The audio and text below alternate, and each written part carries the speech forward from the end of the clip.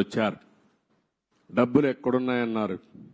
ఆ రోజు కూడా ఇక్కడుండే రైతాంగం యొక్క స్ఫూర్తిని మీరు చూస్తే దగ్గర రైతులు ఇచ్చిన భూమే కాకుండా ఇక్కడుండే గవర్నమెంట్ భూములు అన్ని కలుపుకుంటే 55,000 ఎకరాలు సేకరించింది ఆనాటి ప్రభుత్వం.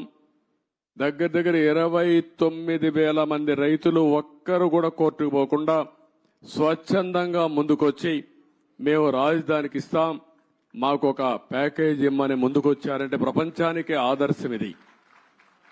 ఒక ల్యాండ్ కొనాలంటే, లేకుంటే ఒక చిన్న ఇరిగేషన్ ప్రాజెక్ట్ కట్టాలన్నా, లేకుంటే ఒక మంచి పనికి ఒక దేవాలయం కట్టాలన్నా భూమి ఇవ్వని ఈ రోజుల్లో ఇక్కడుండే రైతాంగం ముందుకొచ్చి స్వచ్ఛందంగా భూమి ఇస్తే దానికి ఎన్ని అపవాదులు వేయాలని అపవాదులు వేశారు. ఇక్కడుండే రైతాంగాన్ని ఎన్ని ఇబ్బందులు పెట్టాలని ఇబ్బందులు పెట్టారు. ఇంకొక పక్కన ఇక్కడుండే కామన్ ఇన్ఫ్రాస్ట్రక్చర్ అంతటికి ఉపయోగించుకుని రోడ్లు కానీ, గవర్నమెంట్ బిల్డింగ్లు కానీ, పబ్లిక్ పర్పసెస్ కానీ అన్నిటికీ ఉపయోగించుకున్న తర్వాత కొంత భూమి మిగులుతుంది. దాన్ని అమ్మితే ఇక్కడ రాజధాని కట్టుకునే అవకాశం వస్తుంది. దానికి కూడా ఎన్ని చేయాలని చేసే పరిస్థితికి వచ్చారు. నేను మొట్టమొదటి నుంచి కూడా చెప్పాను, సెల్ఫ్ ఫైనాన్సింగ్ ప్రాజెక్ట్ అని. ఇక్కడొచ్చే ఆదాయమే ఈ అమరావతి నిర్మాణానికి సరిపోతుంది. ఎప్పటికప్పుడు కన్స్ట్రక్షన్ కానీ, అదే మాదిరిగా ఆర్థిక కార్యక్రమాలు ఇక్కడ జరిగితే దానివల్ల ప్రభుత్వానికి ఆదాయం వస్తుంది. ఆ ఆదాయంతో సంక్షేమ కార్యక్రమాలు పెద్ద ఎత్తున చేసుకునే వెసులుబాటు వస్తుందని కూడా చెప్పాం.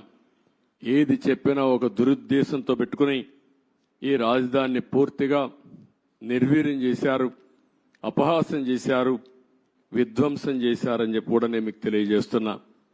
ఇది ఈరోజు నేను చూసిన బ్రాడ్గా ఉండే విషయాలు. మీడియా మొత్తం బిల్డింగ్స్ అన్ని చూశారు, బూజు పట్టిపోయినాయి, కొన్ని డోర్స్ అన్ని పోయినాయి, కొన్ని అయితే ఎరగొట్టారు, విధ్వంసం చేశారు.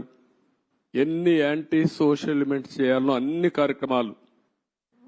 ఒక రైతులు ఎంత కాపాడాలనుకున్నా పోలీసులు ఏకపక్షంగా వీళ్ళ మీదనే కేసులు పెట్టారు. కాంట్రాక్టర్ల మెటీరియల్ ఇక్కడ పెడితే ఆ మెటీరియల్ దోచుకొని పోయే పరిస్థితికి వచ్చారు. అడిగితే వాళ్ళను కూడా కొట్టే పరిస్థితికి వచ్చారు. చాలా దారుణం, చాలా దౌర్జన్యం. ఏది ఏమైనా మళ్ళీ నేను ఇప్పుడే ఒక మాట చెప్పాను.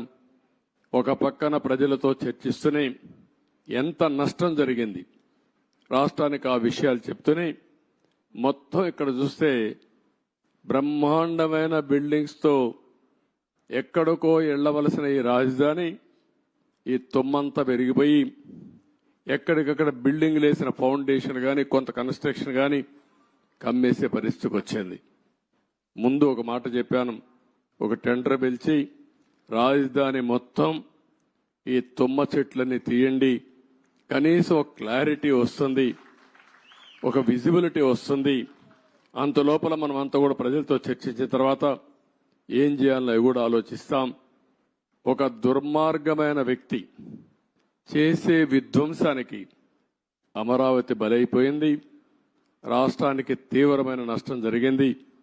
ఆ విషయమే ప్రజలకు చెప్తూ మీరందరూ కూడా ఒక్కొక్కసారి రాగద్వేషాలకు అతీతంగా ఇప్పటికి కూడా 11 సీట్లే వీళ్ళు గెలిచారు. కొంతమంది ఓట్లేశారు. ఓట్లేసిన వ్యక్తులు కూడా మీరు ఒక్కసారి ఆలోచించుకోండి. ఇలాంటి వ్యక్తికి ఓటేయడం భావ్యమా? అలాంటి వ్యక్తులు రాజకీయాలకు అర్హులా? ఇలాంటి వాళ్ళని మనం సహకరిస్తామా? ఒకవేళ ఇలాంటి వ్యక్తులు కానీ రాష్ట్రంలో కానీ రాజకీయాల్లో ఉంటే భవిష్యత్ ఏమవుతుంది అనే విషయం కూడా ప్రజలందరూ అర్థం చేసుకోవాల్సిన అవసరం ఉంది. ఇది మనందరి భవిష్యత్తు, మన పిల్లల భవిష్యత్తు. కాబట్టి మనం అందరం కూడా ఎక్కడికక్కడ కొంతమంది అనుకుంటారు మాకేం సంబంధం అమరావతి అని, మాకేం సంబంధం పోలవరం అని, అభివృద్ధి అంటే అదేంటని. అట్లా కాకుండా అభివృద్ధి జరిగితే మీ జీవితాలు బాగుపడతాయి. ఈరోజు ఏ గవర్నమెంట్ అయినా సరే ప్రభుత్వ విధానాల ద్వారా ప్రజా జీవితాలను మారుస్తుంది. అటు కేంద్ర ప్రభుత్వంలో ఉండే నరేంద్ర మోడీ గారు కానీ, వివిధ రాష్ట్రాల్లో ఉండే రాష్ట్ర ముఖ్యమంత్రులు కానీ ఇక్కడ ప్రభుత్వం కానీ మీ జీవితాల్లో వెసులుబాటు తీసుకురా